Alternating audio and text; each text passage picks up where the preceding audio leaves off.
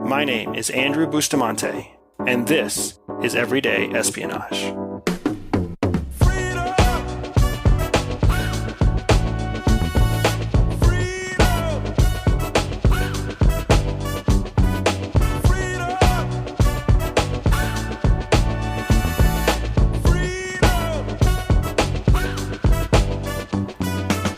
For today's sit rep, I want to go ahead and jump into a skill that I use every single day, and I'm really excited to share it with you. A big part of why I've had to shape this information season in the order that I've been giving it to you, from cognitive bias to logical fallacy to how to hack a headline, all the way through to exactly how presidential debates are going to use logical fallacies against us, is because I've been excited to get you to the point where we start using all of these tools on a regular basis, almost without thinking about them, because that's exactly what it's like to be an intelligence officer.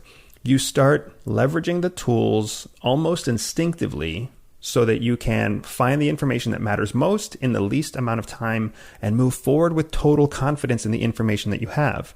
So today, what I want to do is show you how we use all the skills that we've been learning over the last few weeks, and we apply them to a specific process I use when I look at an article. So sometimes I call this hacking an article. Sometimes I call this dissecting an article. Either way, what we're going to do is we're going to look at a current article in the press right now that I opened up this morning.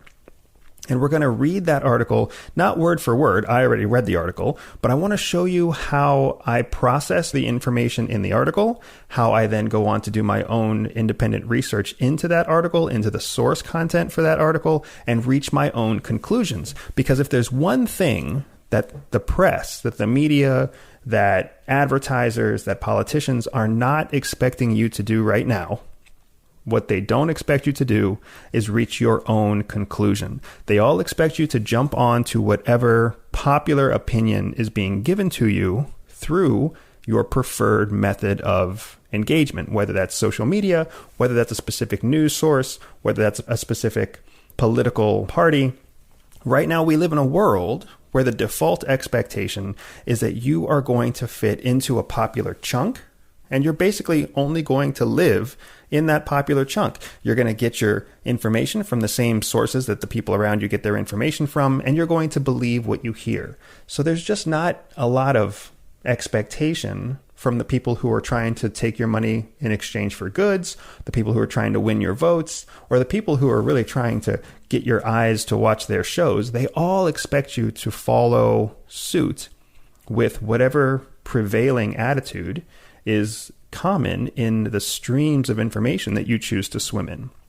So here's how I swim outside of my streams to try to find meaningful information. And then when I find new sources of information, how I actually determine whether or not I can trust that information. So to start this exercise, what I did was I went to my trusty cell phone, and I just looked at the headlines for today. You can either do that just by typing into like a Google or Yahoo search engine, today's headlines or current headlines or news headlines, whatever you want. There's 1,000 apps out there that will pop up a whole list of headlines. And then right away, I jumped in.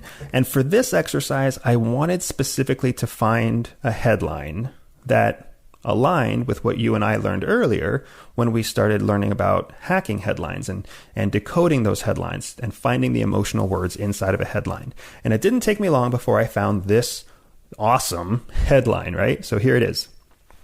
How QAnon and other dark forces are radicalizing Americans as the COVID-19 pandemic rages and election looms. That's a hell of a headline, right? Now, there's a sub-headline here, too. I'm going to save you that pain. If you want to really look into this yourself, you'll be able to find the article with your own search. It won't be very difficult. It's hosted by USA Today. Now, I often find myself laughing whenever I tell people that USA Today comes across my feed. But there's a reason. And the reason is because USA Today, as old school as it seems, is actually still considered to be a center media biased news source. It's not left or right, it's center, and it's largely considered to be accurate. So when it comes to the world of vetted news sources, as silly as that little blue circle of USA Today is, as old school as it is considered to be fact-based, and it is considered to be center, nonpartisan. So that's why I like seeing USA Today pop up across my feed. So here we are. How QAnon and other dark forces are radicalizing Americans as the COVID-19 pandemic rages and election looms. Right away from the headline. Anybody who's been following my podcast, anyone who knows me, who's met me, who's learned from me, you know that I do not expect this article to be fair and unbiased. Why? Because right in the headline itself, I can tell it's trying to manipulate my emotions. It's using words like dark forces, radicalizing Americans, pandemic rages, election looms. Everything about this headline is doom and gloom and emotional, and it is a doozy. This is the kind of thing that's for sure clickbait. Who doesn't want to read about radicalizing Americans and a raging pandemic and dark forces? It feels like it's straight out of Hollywood. It feels like you're a Jedi going on a mission just by seeing this headline.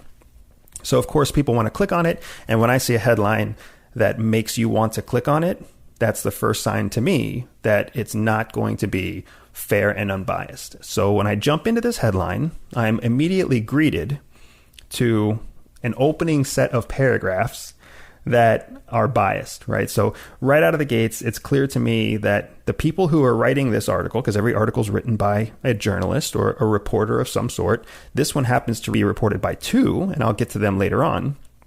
But right out of the gates, what I'm seeing is that there is a strong sentiment here that conspiracy theory is dangerous. Now, I, having come from the world of actual intelligence, I don't find conspiracy theory to be dangerous. Sometimes it's funny. Sometimes it's laughable. Sometimes it's pretty close to the truth, and it's a little bit less conspiracy and more theory. But we know that there's multiple instances in history where conspiracy theory has proven to be more accurate than inaccurate, just like we've seen situations where conspiracy theory has been pretty far out there. But what we're talking about in this article specifically is conspiracy theory as it comes from QAnon. And QAnon is largely accepted to be an online network of users. It used to be kind of thought that Q was just one user, but it's essentially a group of networked users that exist both in the dark web and in the open public web, but they all kind of focus on the idea of conspiracy theories that are heavily seated in the far right. Ideas of the deep state and, democratic leaders being conspiratorial and manipulative. So we're talking about that this article is already addressing a theory that is kind of right-leaning, far-right fringe beliefs.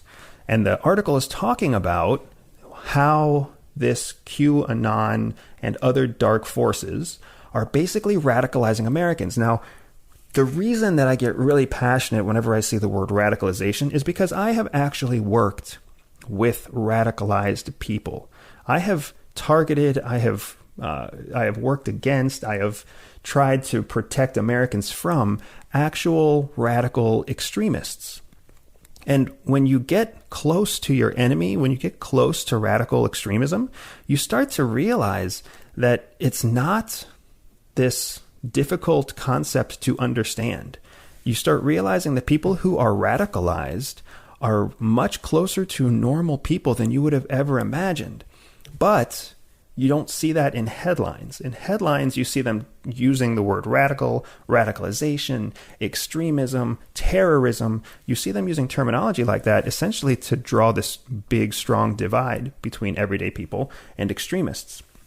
And that's exactly what they're doing with this headline and what they're doing in these first few paragraphs. Now, as I dig through this article, what I'm finding is paragraph after paragraph has quotation, it has examples, it has some allegorical story, but it's not telling me where any of the quotes came from specifically. It'll say so-and-so said this, so-and-so said that. Here's a story of a man named Hawkins. He said this, QAnon is known to have said that. but it's not telling me where the source of information came from. Did it come from an article? Did it come from a report on TV? Did it come from a newspaper? Did it come from social media? Where did the actual information come from? In fact, it's not until I get a few hundred words into the article that I actually start getting any kind of link that takes me to source data. And the first link that I get is actually a link to another article talking about what far-right conspiracy theory is. That's not a helpful link. That's not telling me anything about this story. That's telling me background information. And then the second link is a link to another story, a story where they're also talking about QAnon. Again, this is not helping me understand anything about this story. And this story is making the claim that dark forces like QAnon are radicalizing Americans in the middle of COVID-19. If that's the claim in the headline, I want to see links, I want to see source data inside the article that back up that claim. And here I am crossing 300, 400, 500 words in the article. Plenty of text, but no demonstrable source data. Finally, I come across a line. Now, I'm going to read this to you verbatim because I think it's important. The article says, political scientists call this affective polarization, a tendency to personally loathe people who believe the opposite of what you believe. So they're presenting this idea of affective polarization in the article itself. They're giving it to me in quotes. It's an actual thing. It's a term. And then as soon as they introduce the idea of affective polarization, this tendency for people to hate people opposite of them, they then give me a link. And in that link, it says this. One survey, for example, found that 1 in 5 people, whether they're Republican or Democrat, view the other side as evil. So here, my first source link, I'm very excited, tells me that one survey, not multiple surveys, just one survey. And it doesn't even tell me who that survey is. So the article is just saying one survey. It's not telling me it's a professional survey. It's an official survey. It's not telling me that it was funded by, some major institute for accuracy of civil information. It's just telling me literally one survey, and then it links on the word survey. So that when I dig into a headline, I have to follow every reference to source data. So I click on the link to one survey. And where does it take me? It takes me to an Axios page, an Axios blog post, basically, that says this. This exclusive poll shows that most Democrats see Republicans as racist and sexist. That's the headline of the blog. That is the link back to our original story about QAnon. And in this blog post by Axios, they're basically saying that they ran a poll using a third-party software called SurveyMonkey. Anybody who's been on the internet has most likely come across SurveyMonkey. It's not very professional. It's not formal. It's not official. It's really just the kind of thing that any entrepreneur, any bootstrapping student can use SurveyMonkey to basically ask any number of people survey questions. So in this case, it is literally a SurveyMonkey survey that became the source data that was referenced in this QAnon article for USA Today. So this is why it's so important to me to dig into information. Because if you just read the article, it makes it sound like there's a survey out there that shows that 1 in 5 people, Republican and Democrat alike, view the other as evil. Well, it's not until you dig into what that survey is that you realize actually it's an informal poll run by a free software called SurveyMonkey.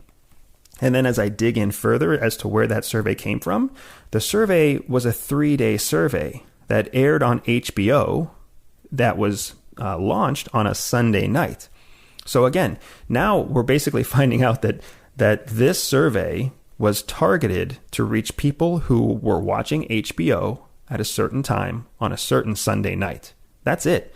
If you weren't watching HBO that Sunday night, you weren't part of their target audience.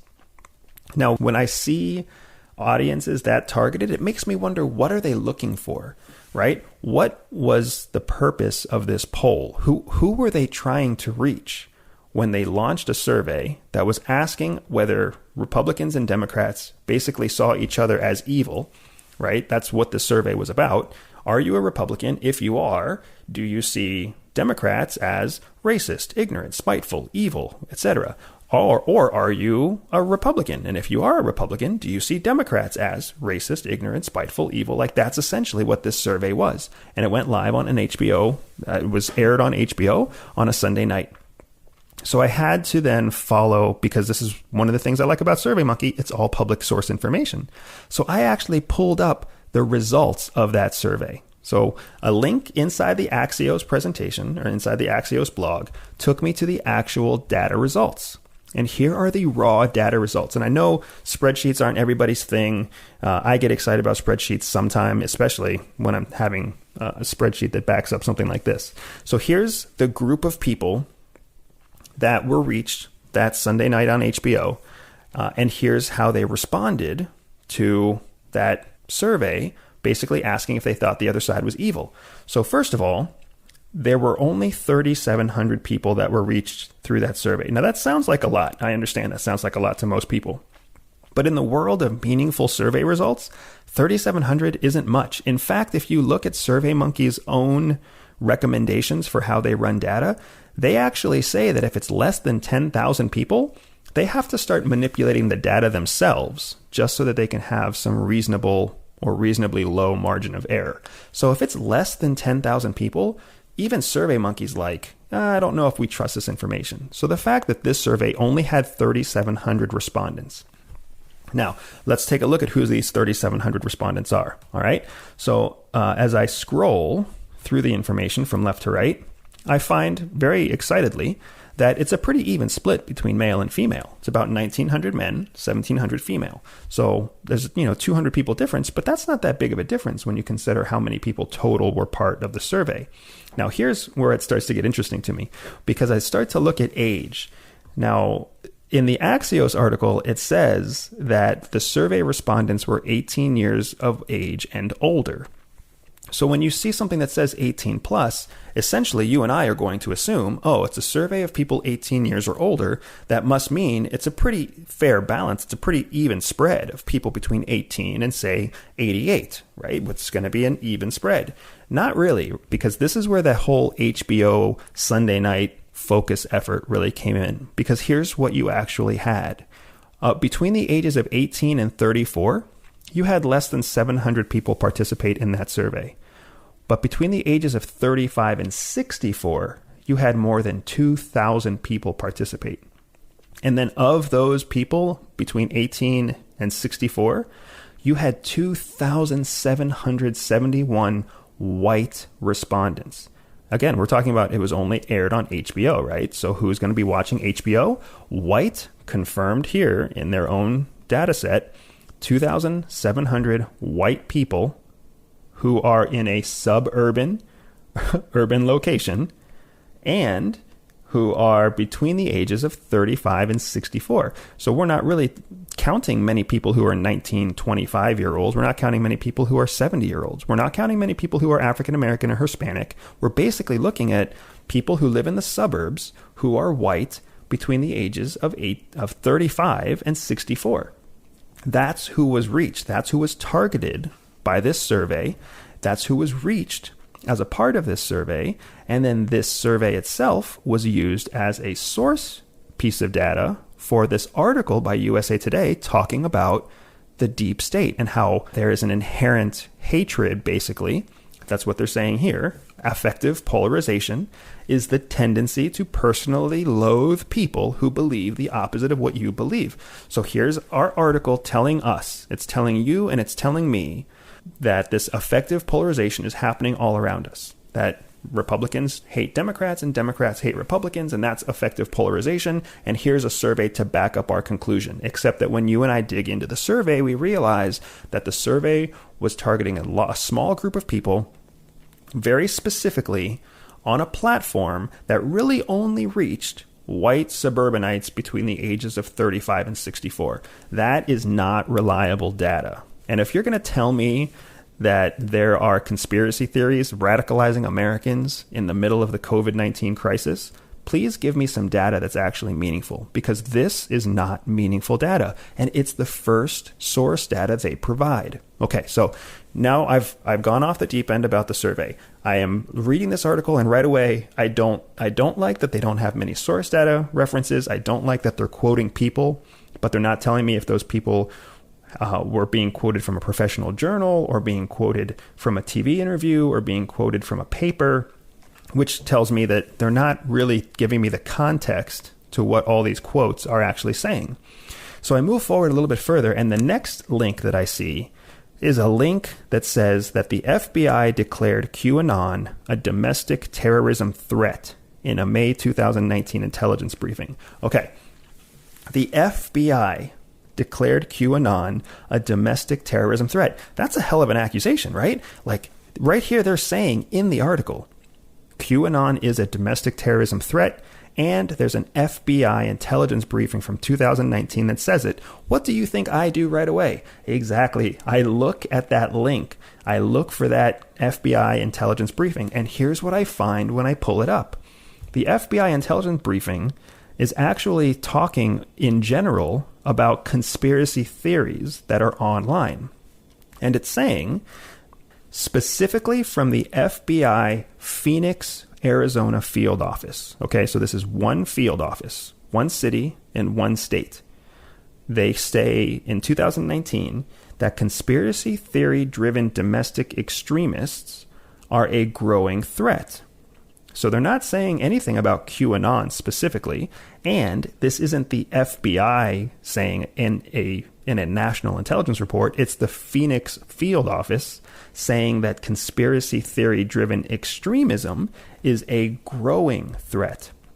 It goes on to say this: the FBI assesses that these conspiracy theories will likely emerge, spread, and evolve in the modern information marketplace, occasionally driving groups and individuals to carry out criminal or violent acts. There's nothing committal here coming from FBI. They're saying that conspiracy theories could emerge, spread, and evolve into occasional group or individual extremist activity. That is exactly the kind of government I remember working for. That's a very measured, very quantitative, focused conclusion. It is most definitely not what you get when you read the article in USA Today that says, quote, the FBI declared QAnon a domestic terrorism threat in May 2019. That is completely different from what the FBI actually said. But if you just read an article, if you just follow the thread, especially if you follow this thread, we're now 1,000 or so words into this presentation by USA Today. They had two sources. When we dig into their sources, both of those sources don't really hold any water, but the narrative that they're telling in the story actually makes people afraid.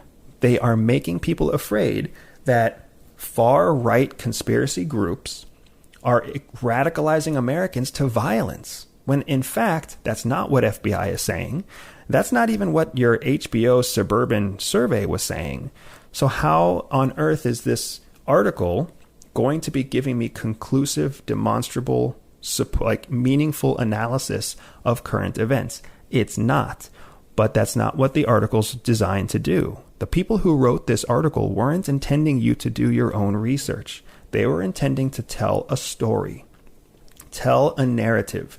They are picking and pulling specific examples that benefit or boost their story, and they're taking them out of context and then putting them into a long, structured article so that as you read from top to bottom, you're essentially believing each new step of the story so that you come to the conclusion that they put in the headline. This is how media works. It's not that media is evil. It's that media needs you to jump into this story, and they need you to read the entire thing. Why? Because a third of the way down the page, there's an ad. They need you to see that ad. And then after about 300 words, there's another ad. In this article, the first ad I see is for Erie metal roofs. The next ad I see is for Mattel and a new learning app for kids. And as I scroll down, it's just more ads after that. And that's why they need you to continue to read this long article. Even though they don't have source data to back up the conclusion that they're saying, They know that if you're reading this article, they can assume you have specific beliefs about right-wing conspiracy theorists. They can assume that you don't like QAnon. They can assume that you're afraid of COVID-19. And they're going to put ads into this article that are in line with other psychographic determinants that they know will make you susceptible to the ads in the article. This is the world we live in, where the article itself is no longer supposed to be giving you meaningful information, even from a news source that's considered to be center and fact-based. They still need to sell you on ads. That's what they do to make money. So the reason that you have an article like this with a headline so glaringly emotional, and the reason that they go on to have thousands of words making a case that can't be backed up by the source data itself, the reason they do it is because they need to make money. They need those advertisers to provide payment to USA Today to back the expense that it takes to have two authors, two journalists, write this article. So I promised you we would go back and look at these two journalists. So Nathan Bomey, and Jessica Gunn, or Jessica Guyan. I'm not quite sure how to say their names. So I know what it's like to be a professional dedicated to finding the truth and finding hidden secrets and making them public. So I've always kind of felt a certain kinship with journalists who try to do the same thing. So I had to look these two up because I would like to know what the face is of the journalist who's trying to tell me that dark forces are radicalizing Americans, the face of the journalist who wants me to fear for myself and my family's health and well-being and safety among this raging COVID-19 pandemic and a new election that is looming. Like, these are their words. They wanted me to feel emotional. I would like to know who these two journalists are. So I did a quick search, and here's what I found out about Nathan. So first, I have no idea how old Nathan is, but he looks like a kid. It looks like from muckrack.com and from USA Today's own bio, the guy looks like he's got a pretty polished reputation. He's been a journalist for a while. He's won a couple of awards in 2015 and 2016. He's written some scripts. He's written articles. He was a free press journalist in Michigan for a while. It looks like he's a pretty stand-up person. I don't know why a stand-up journalist would write an article piece like they did about QAnon unless they have some sort of political agenda. And then when I start to look at Nathan's background and what he has been providing, what he's been publishing, especially with USA Today, that's when I start to see a very consistent series of left-leaning articles. So it's clear that while USA Today is center, it maintains that center position by producing basically equal amounts of left-leaning and right-leaning information. And it just so happens that this QAnon piece is left-leaning, even though it's technically considered in the technology part of the paper. And Nathan, this apparently award-winning journalist, has volunteered his skills to be part of creating this argument that is based on very little evidence. So if anybody knows Nathan Bomey, or if Nathan's listening, he's got a whole heck of a lot more Twitter followers than I do, but I'm really curious as to why he wrote this. Did he think that this was a fair case? Does he want my wife to be going to bed scared at night? Or was he just kind of given an assignment and told that as long as he delivered on the assignment, he would get a paycheck on time? I'm not sure. So then that drove me to look at the second journalist, Jessica Guyan, or Jessica Gunn. Now, Jessica has very little out there. She doesn't have much of a profile. She doesn't have much of a bio that I could find anywhere, doing a very cursory check at least. She also has a Twitter account, and her Twitter account also has more followers than me. So, good on her. But what I'm not seeing is anything about what her background or what qualifies her to be telling me about the threat that's coming from right-wing conspiracy theorists or the radicalization of Americans. So if you really want to learn about how people are radicalized, if you really want to understand how radicalization works, I want to actually recommend that you look up something called the staircase model. So the staircase model is a model that I was taught at CIA. It's a model that I've worked on with DIA and with FBI. It's a very specific process that extremists use to radicalize recruits. And it's not an easy process. There's an excellent piece out there written by the U.S. Department of Justice, and it's called How Radicalization to Terrorism Occurs in the United States. So let me just give that to you again. It's dated June 2018, written by a PhD named Allison Smith. And the title is How Radicalization to Terrorism Occurs in the United States. And inside this Department of Justice paper, they actually walk you through the entire stair-stepping process that it takes to radicalize an American. And the first step in radicalizing an American is identifying people who have what's known as searching behavior. And this searching behavior is indicative of what we call a cognitive opening, or some sort of cognitive flaw, where they believe that they are in some kind of personal crisis. Some kind of personal crisis that's brought on by an event of a personal nature, a family crisis, some kind of drug addiction. Maybe they went to jail. Maybe they were the victim of a crime or some sort of injustice. But my point here is that pre-radicalization, the very first actual step to building a terrorist, requires that you find individuals who feel like they have gone through a personal injustice. When I look at conspiracy theorists are a group of people, but they don't feel like they have gone through a personal injustice. They feel like injustice is out there. They feel like they're being lied to. They feel like there are people out there who know the truth and are hiding the truth, but it's not personal. It's not of an individual nature. When you radicalize a Muslim, it's because that Muslim has been suffering through individual hardship. They have no money. Their family is sick. The grounds for radicalization have to be so desperate that there is no other option. So that's why this idea that a group or a network or even an individual like QAnon, no matter where they exist on the internet, I am not worried about conspiracy theorists becoming large radicalized groups, because there aren't enough individuals who have gone through some kind of personal injustice to even begin the stair-step model of radicalization. And that pre-radicalization is just the first of like 5 steps. So my own personal experience made me doubt this headline from the beginning. When I went into the headline, I saw what you and I have already talked about in the emotion that's in the headline itself. And then as I read the headline and I read the article and followed the source data for myself, it quickly became apparent that there was no foundation. There was no support for the conclusion or the argument being made in this article. That's important. That's something any one of you can do this from your own cell phone, from your own computer. It took me less than 20 minutes on this episode with you right now to basically debunk the entire article. But that article is being shared by tens of thousands of people. And USA Today has it aired on their homepage, their front page right now. So there are people who are reading articles like this and other articles that you're seeing all over the place, and they're believing that what they're reading is true.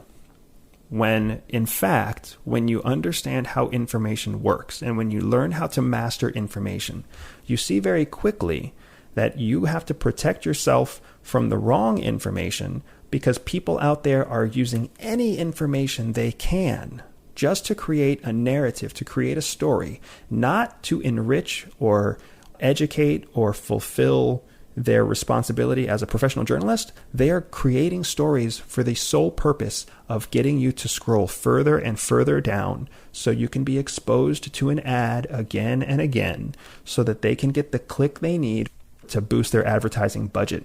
This is the hard, dirty truth behind so much of media right now. And this is exactly what I have been teaching you in this information mastery series. And it's what we are going to continue to teach you as you continue to tune in to the Everyday Espionage podcast, because understanding how information is used against you and understanding how information is created not to serve you is a huge advantage over everything else and everyone else around you. And that is Everyday Espionage. Everyday Espionage is dedicated to one thing: educating everyday people. I know that not everyone will listen, but those who listen will learn. If you learned something new today, click subscribe, review, and share the podcast with a friend. Find me on social media at Everyday Spy or on my website, everydayspy.com. If you are up for a special challenge, visit everydayspy.com/operations and join me for an authentic spy training mission. And above all else, remember that knowledge is freedom.